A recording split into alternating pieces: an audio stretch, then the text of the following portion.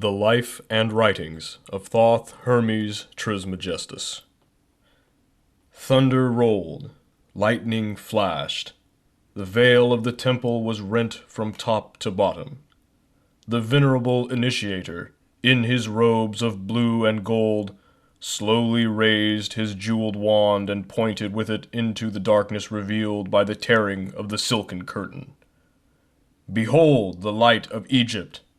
The candidate in his plain white robe gazed into the utter blackness framed by the two great lotus-headed columns between which the veil had hung.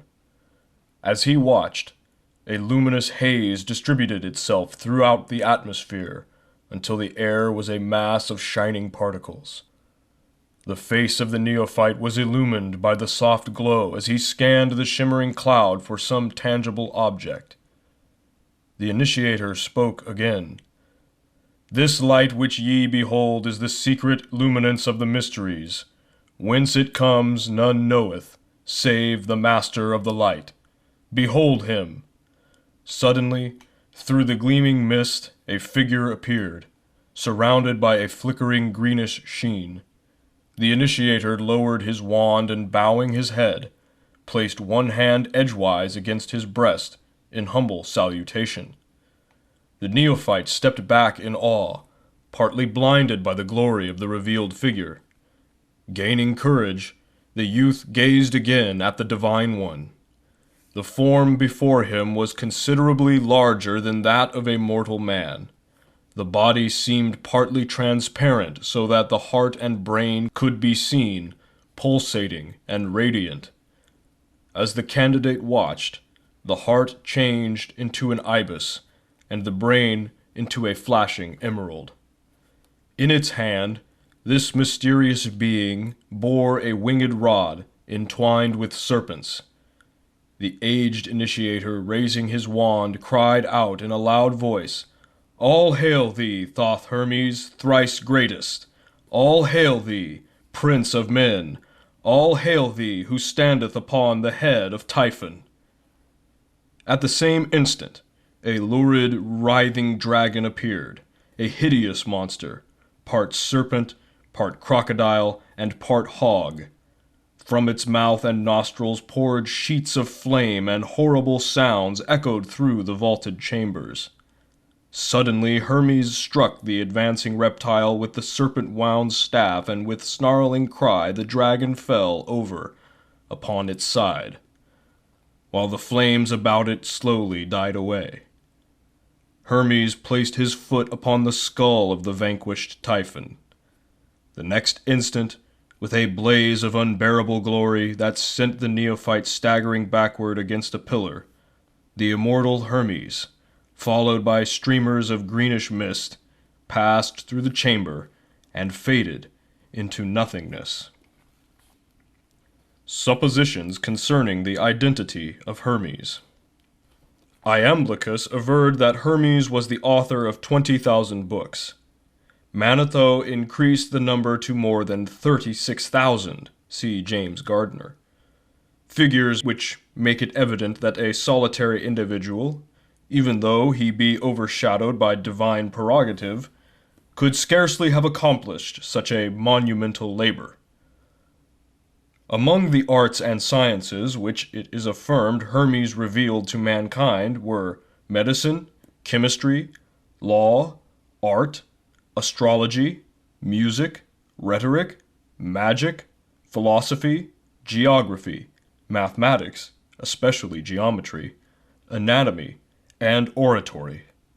Orpheus was similarly acclaimed by the Greeks. In his Biographia Antiqua, Francis Barrett says of Hermes, quote, "If God ever appeared in man, he appeared in him, as is evident both from his books and his Pymander, in which works he has communicated the sum of the abyss and the divine knowledge to all posterity, by which he has demonstrated himself to have been not only an inspired divine, but also a deep philosopher, obtaining his wisdom from God and heavenly things, and not from man." End quote. His transcendent learning caused Hermes to be identified with many of the early sages and prophets. In his ancient mythology, Bryant writes, quote, "I have mentioned that Cadmus was the same as the Egyptian Thoth, and it is manifest from his being Hermes, and from the invention of letters being attributed to him." End quote. In the chapter on the theory of the Pythagorean mathematics will be found the table of the original Cadmean letters. Investigators believe that it was Hermes who was known to the Jews as Enoch, called by Kenealy the second messenger of God. Hermes was accepted into the mythology of the Greeks, later becoming the Mercury of the Latins. He was revered through the form of the planet Mercury because his body is nearest to the sun. Hermes of all creatures was nearest to God, and became known as the messenger of the gods. In the Egyptian drawings of him, Thoth carries a waxen writing tablet, and serves as the recorder during the weighing of the souls of the dead in the judgment hall of Osiris, a ritual of great significance. Hermes is of first importance to Masonic scholars, because he was the author of the Masonic initiatory rituals, which were borrowed from the mysteries established by Hermes. Nearly all of the Masonic symbols are Hermetic in character. Pythagoras studied mathematics with the Egyptians, and from them gained his knowledge of the symbolic geometric solids. Hermes is also revered for his reformation of the calendar system. He increased the year from 360 to 365 days, thus establishing a precedent which still prevails. The appellation thrice greatest was given to Hermes because he was considered the greatest of all philosophers, the greatest of all priests, and the greatest of all kings. It is worthy of note that the last poem of America's beloved poet Henry Wadsworth Longfellow was a lyric ode to Hermes. See Chambers' Encyclopedia. The Mutilated Hermetic Fragments. On the subject of the Hermetic books, James Campbell Brown, in his History of Chemistry, has written, quote, "Leaving the Chaldean and earliest Egyptian periods, of which we have remains but no record, and from which no names of either chemists or philosophers have come down to us, we now approach the historic period, when books were written, not at first upon parchment or paper, but upon papyrus. A series of early Egyptian books is attributed to Hermes Trismegistus, who may have been a real savant, or may be a personification of a long succession of writers. He is identified by some with the Greek god Hermes and the Egyptian Thoth or Tuti, who was the moon god, and is represented in ancient paintings as ibis-headed, with the disk and crescent of the moon. The Egyptians regarded him as the god of wisdom, letters, and the recording of time. It is in consequence of the great respect entertained for Hermes by the old alchemists that chemical writings were called hermetic, and that the phrase hermetically sealed is still used to designate the closing of a glass vessel by fusion, after the manner of chemical manipulators. We find the same root in the hermetic medicines of Paracelsus and the hermetic Freemasonry of the Middle Ages." End quote. Among the fragmentary writings believed to have come from the stylus of Hermes are two famous works. The first is the Emerald Table, and the second is the Divine Pymander, or, as it is more commonly called, the Shepherd of Men, a discussion of which follows. One outstanding point in connection with Hermes is that he was one of the few philosopher-priests of pagandom upon whom the early Christians did not vent their spleen. Some church fathers went so far as to declare that Hermes exhibited many symptoms of intelligence, and that if he had only been born in a more enlightened age, so that he might have benefited by their instructions, he would have been a really great man. In his Stromata, Clement of Alexandria, one of the few chroniclers of pagan lore whose writings have been preserved to this age, gives practically all the information that is known concerning the original 42 books of Hermes, and the importance with which these books were regarded by both the temporal and spiritual powers of Egypt.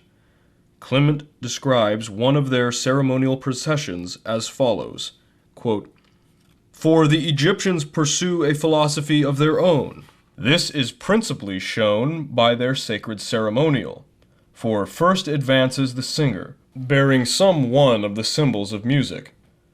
For they say that he must learn 2 of the books of Hermes, the one of which contains the hymns of the gods, the second the regulations for the king's life.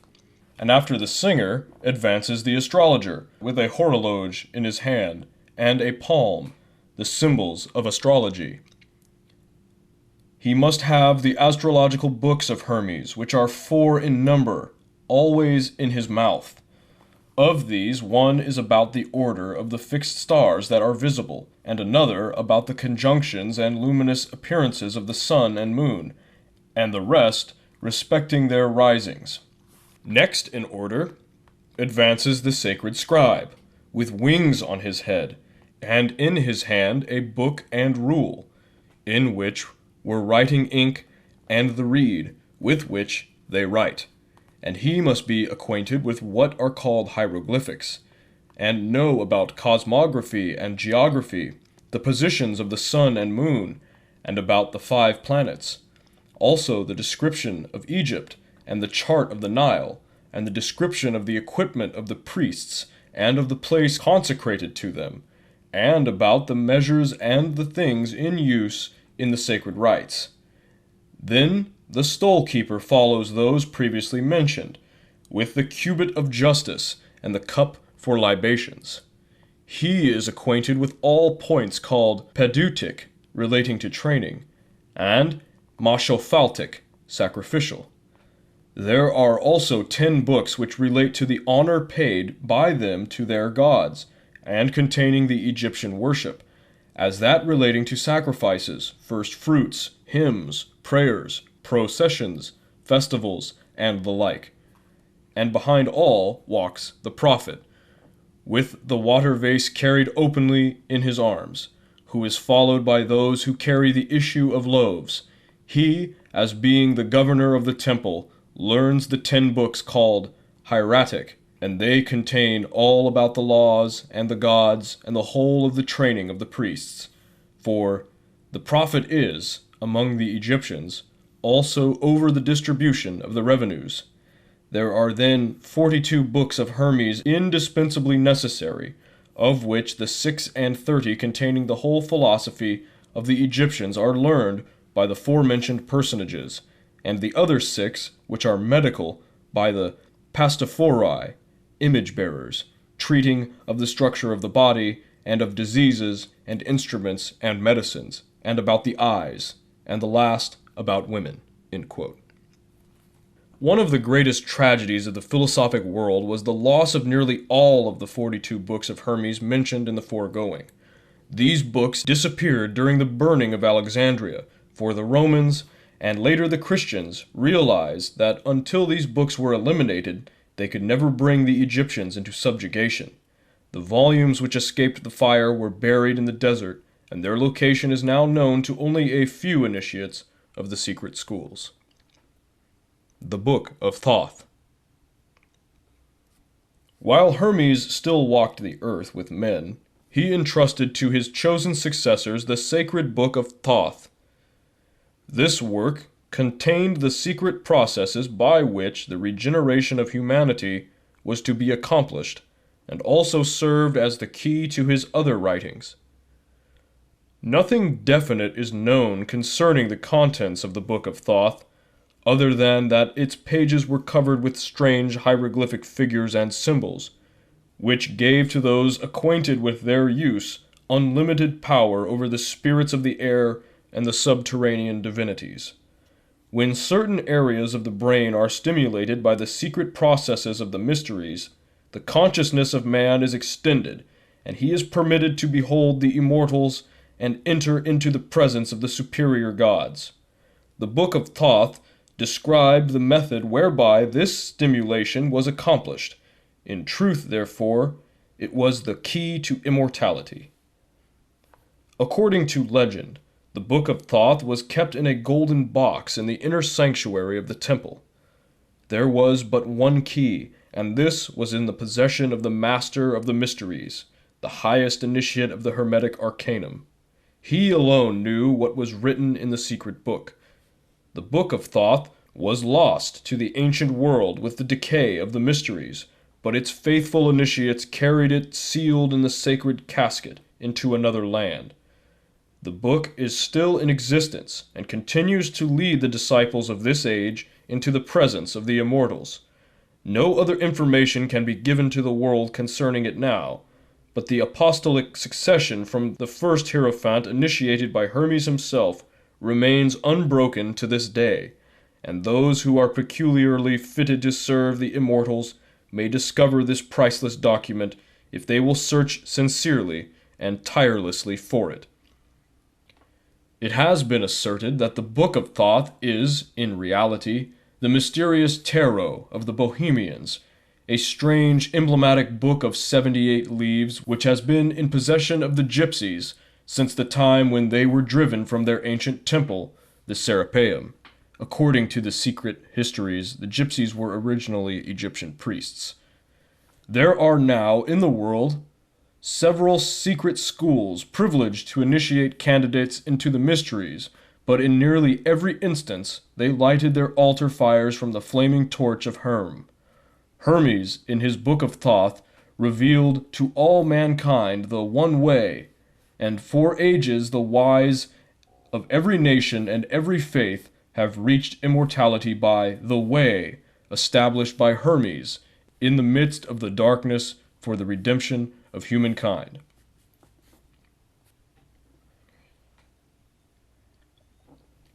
Poimandres, the Vision of Hermes. The divine Poimander of Hermes Mercurius Trismegistus is one of the earliest of the Hermetic writings now extant. While probably not in its original form, having been remodeled during the first centuries of the Christian era and incorrectly translated since, this work undoubtedly contains many of the original concepts of the Hermetic cultus. The Divine Poimander consists of 17 fragmentary writings gathered together and put forth as one work. The second book of the Divine Poimander, called Poimandres, or the Vision, is believed to describe the method by which the divine wisdom was first revealed to Hermes. It was after Hermes had received this revelation that he began his ministry, teaching to all who would listen the secrets of the invisible universe as they had been unfolded to him. The Vision is the most famous of all the Hermetic fragments, and contains an exposition of Hermetic cosmogony and the secret sciences of the Egyptians regarding the culture and unfoldment of the human soul.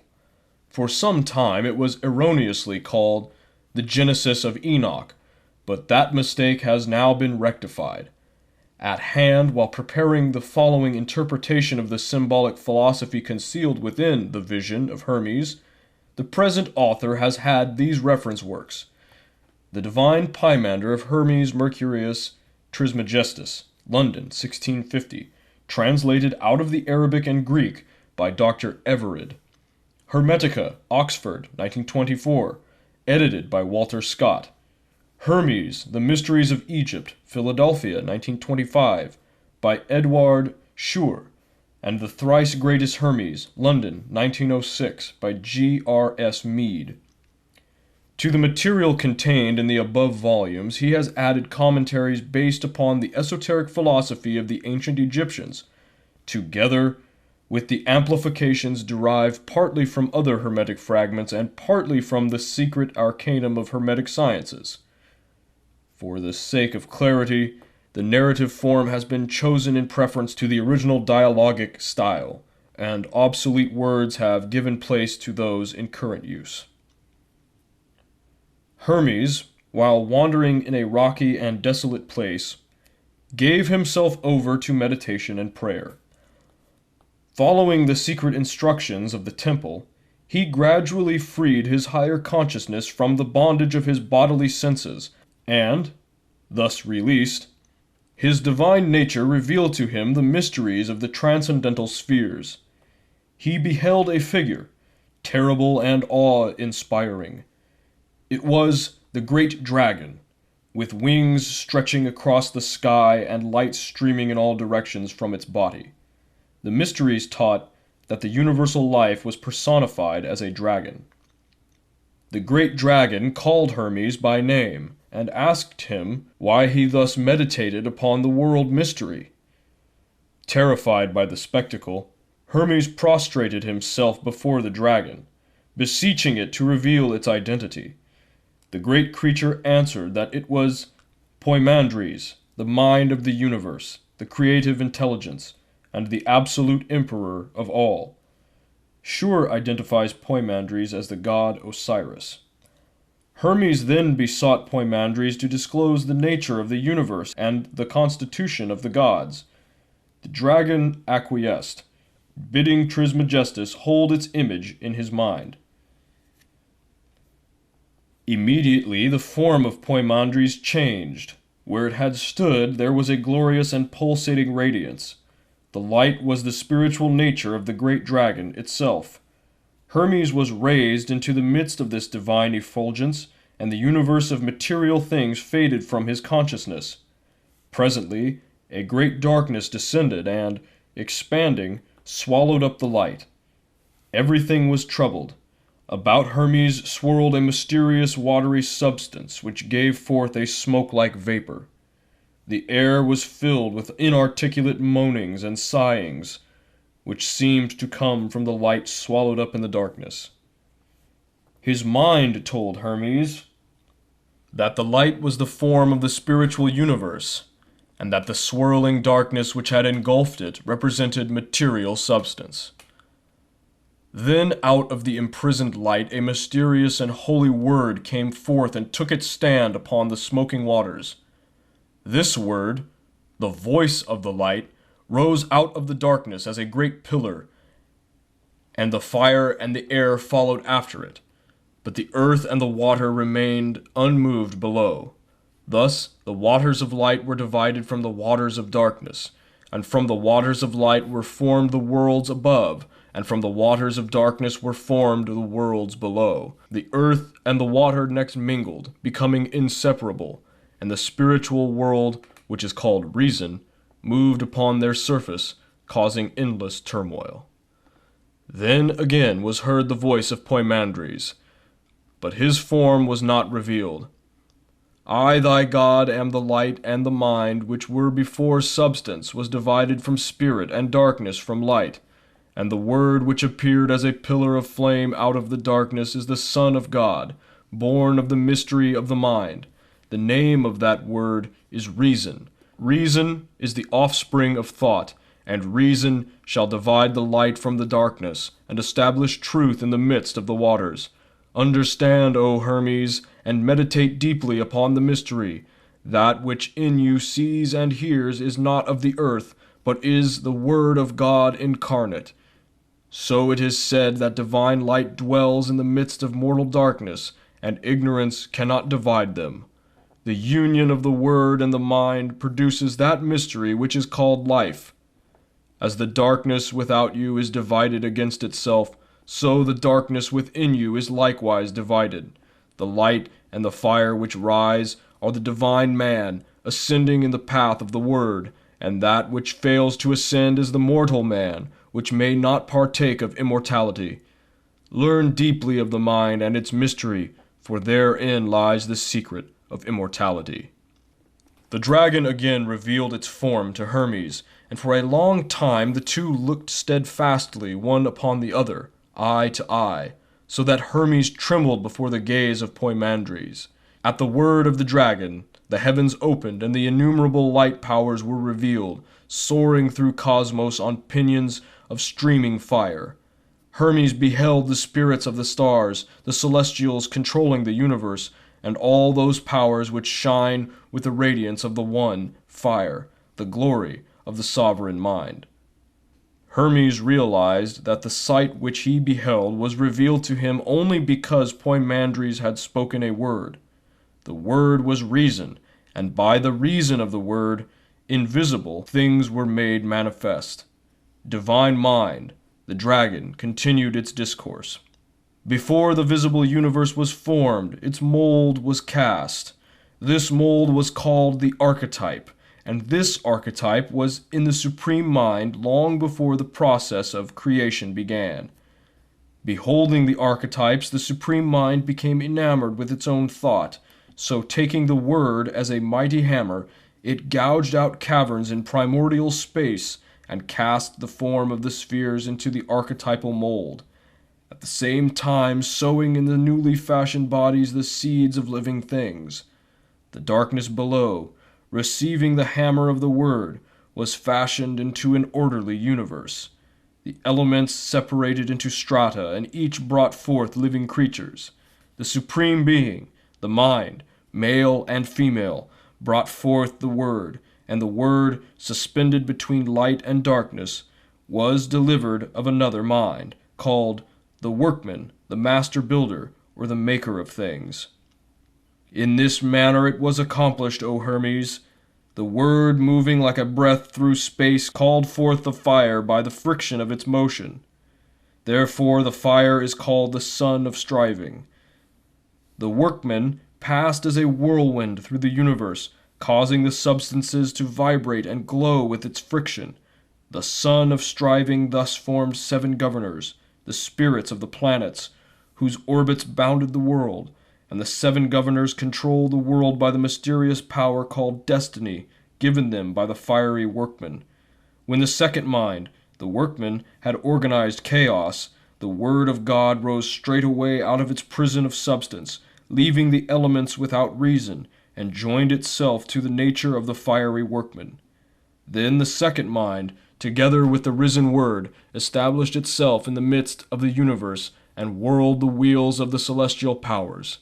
This shall continue from an infinite beginning to an infinite end, for the beginning and the ending are in the same place and state.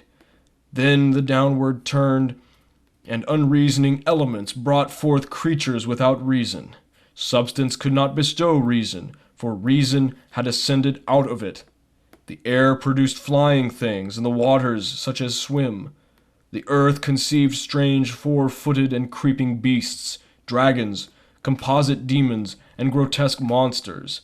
Then the Father, the Supreme Mind, being light and life, fashioned a glorious universal man in its own image, not an earthy man, but a heavenly man, dwelling in the light of God. The Supreme Mind loved the man it had fashioned, and delivered to him the control of the creations and workmanships. The man, desiring to labor, took up his abode in the sphere of generation and observed the works of his brother, the second mind, which sat upon the ring of the fire, and having beheld the achievements of the fiery Workman, he willed also to make things, and his father gave permission. The 7 governors of whose powers he partook rejoiced, and each gave the man a share of its own nature. The man longed to pierce the circumference of the circles and understand the mystery of him who sat upon the eternal fire. Having already all power, he stooped down and peeped through the 7 harmonies and, breaking through the strength of the circles, made himself manifest to nature, stretched out below. The man, looking into the depths, smiled, for he beheld a shadow upon the earth and a likeness mirrored in the waters, which shadow and likeness were a reflection of himself. The man fell in love with his own shadow and desired to descend into it. Coincident with the desire, the intelligent thing united itself with the unreasoning image or shape. Nature, beholding the descent, wrapped herself about the man whom she loved, and the two were mingled. For this reason earthy man is composite. Within him is the sky man, immortal and beautiful. Without is nature, mortal and destructible. Thus, suffering is the result of the immortal man's falling in love with his shadow and giving up reality to dwell in the darkness of illusion. For, being immortal, man has the power of the 7 governors, also the life, the light, and the word. But being mortal, he is controlled by the rings of the governors, fate, or destiny. Of the immortal man it should be said that he is hermaphrodite, or male and female, and eternally watchful. He neither slumbers nor sleeps, and is governed by a father, also both male and female, and ever watchful. Such is the mystery kept hidden to this day, for nature, being mingled in marriage with the sky man, brought forth a wonder most wonderful. 7 men, all bisexual, male and female, and upright of stature, each one exemplifying the natures of the 7 governors. These, O Hermes, are the 7 races, species, and wheels. After this manner were the 7 men generated. Earth was the female element, and water the male element, and from the fire and the ether they received their spirits, and nature produced bodies after the species and shapes of men, and man received the life and light of the great dragon, and of the life was made his soul, and of the light his mind. And so all these composite creatures containing immortality, but partaking of mortality, continued in this state for the duration of a period. They reproduced themselves out of themselves, for each was male and female. But at the end of the period the knot of destiny was united by the will of God, and the bond of all things was loosened. Then all the creatures, including man, which had been hermaphroditical, were separated, the males being set apart by themselves, and the females likewise, according to the dictates of reason. Then God spoke to the Holy Word within the soul of all things, saying, Increase in increasing and multiply in multitudes, all you, my creatures and workmanships. Let him that is endued with mind know himself to be immortal, and that the cause of death is the love of the body. And let him learn all things that are, for he who has recognized himself enters into the state of good. And when God had said this, Providence, with the aid of the 7 governors of harmony, brought the sexes together, making the mixtures and establishing the generations, and all things were multiplied according to their kind. He who through the error of attachment loves his body, abides wandering in darkness, sensible and suffering the things of death, but he who realizes that the body is but the tomb of his soul, rises to immortality.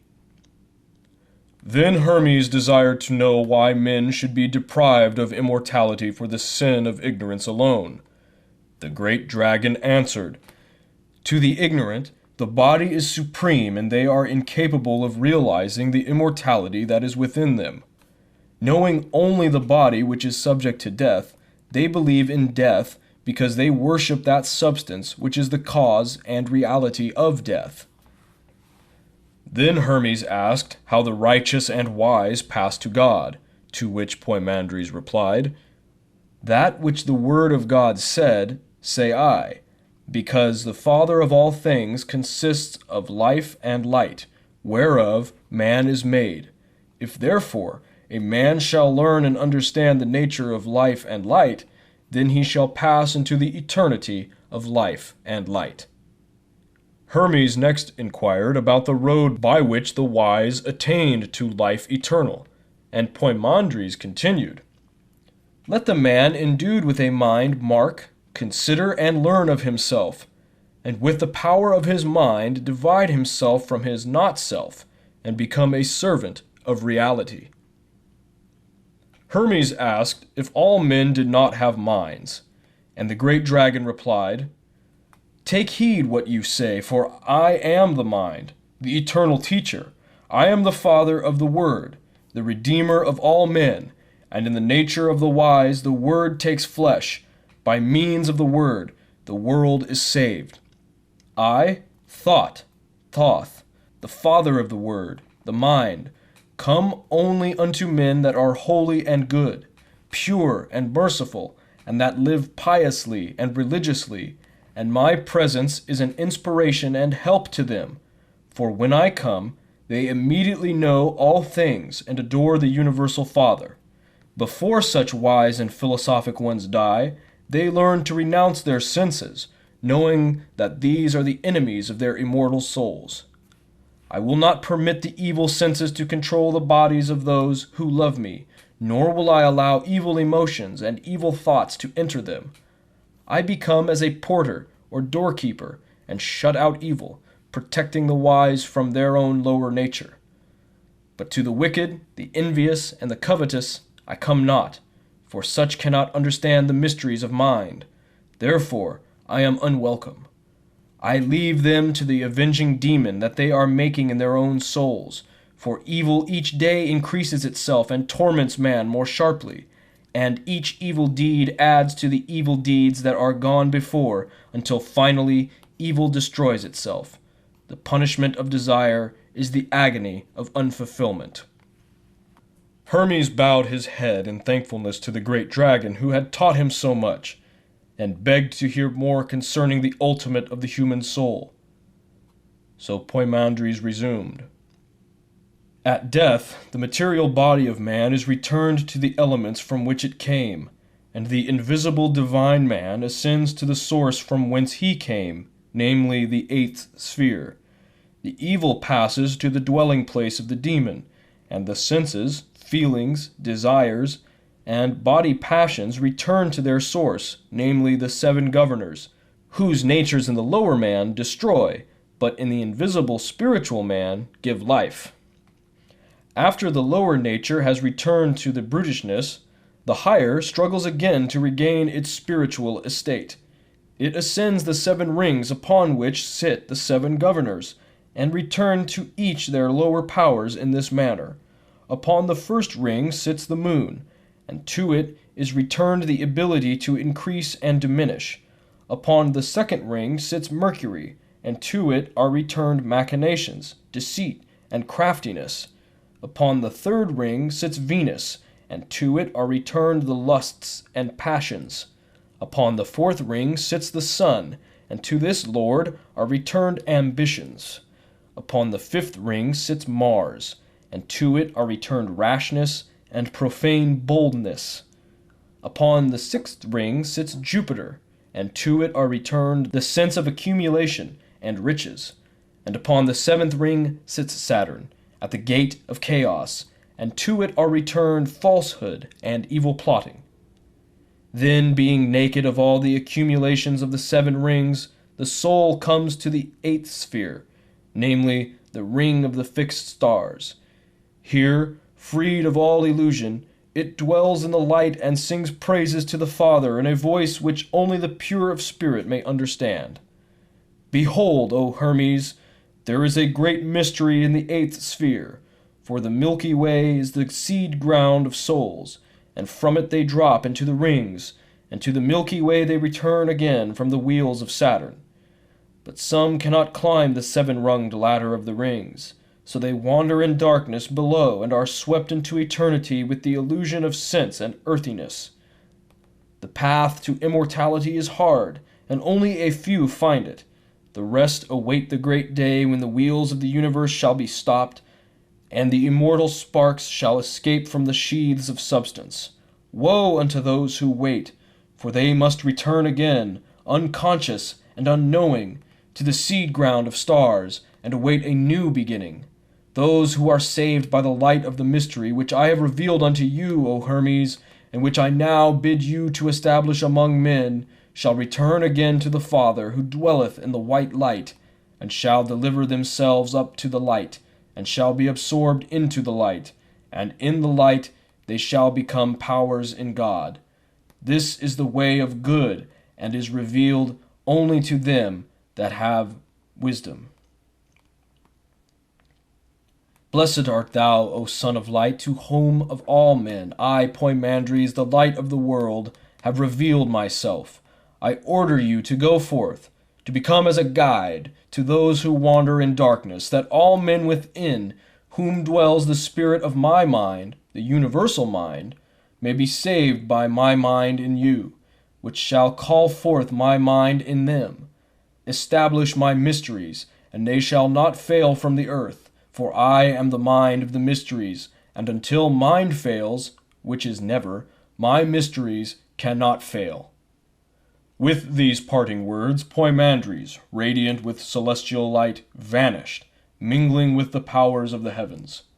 Raising his eyes unto the heavens, Hermes blessed the Father of all things, and consecrated his life to the service of the great light.